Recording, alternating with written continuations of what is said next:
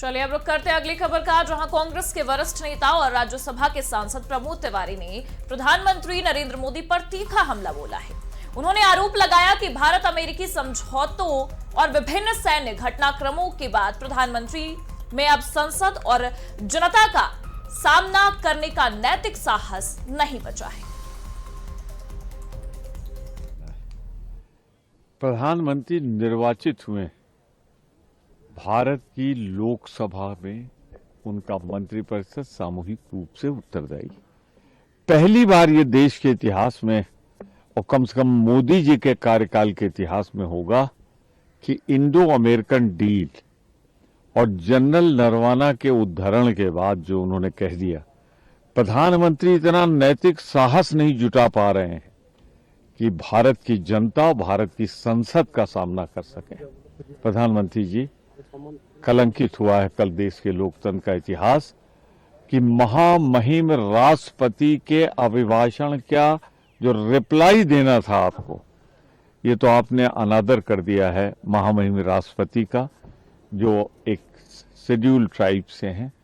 आपने उस पद की गरिमा को गिराया है और आप में तो अब नैतिक साहस बचा नहीं। नरवाने की किताब और इंडो अमेरिकन डील, जहां आपने किसानों के हित को बेच दिया है अमेरिका की बाजार।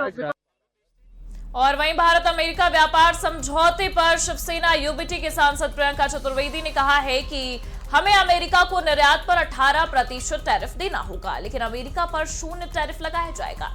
उन्होंने कहा कि व्यापार समझौता समान शर्तों पर होना चाहिए।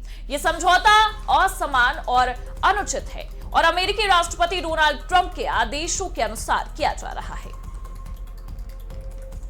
हमारे जाएंगे 0% टैरिफ पे इनके आएंगे।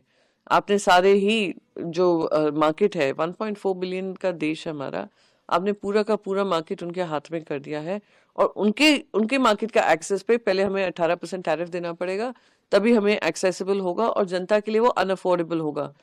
तो जो वायबिलिटी है एक प्रोडक्ट की, वो उसी में खत्म हो जाती है। फिर आप वहां से कहा जा रहा है कि आप रशिया से तेल नहीं खरीदेंगे। ईरान के बारे में उन्होंने जिस दिन बजट डे था उसी सवेरे उन्होंने बोला था, चबाहर पोर्ट से हम वैसे ही हट गए हैं, पीछे हट गए हैं। तो दिखा रहा है कि आप किस तरीके से झुकने को तैयार है एक ट्रेड डील के नाम पे। रुक करेंगे अगली खबर का, जहां एआईएमआईएम प्रमुख असदुद्दीन ओवैसी के हालिया बयान पर भारतीय जनता पार्टी ने तीखा हमला बोला। पूर्व उप मुख्यमंत्री और राज्यसभा सांसद दिनेश शर्मा ने ओवैसी पर निशाना साधते हुए उनकी बयानबाजी को हताशा का परिणाम बताया है। ओवैसी जी का फ्रस्ट्रेशन बोल रहा है, उनको सपने दिख रहे हैं आजकल दिन में सांप्रदायिकता के, अलगाव के। अब यहां सपना तो एकजुटता का है, एनडीए का।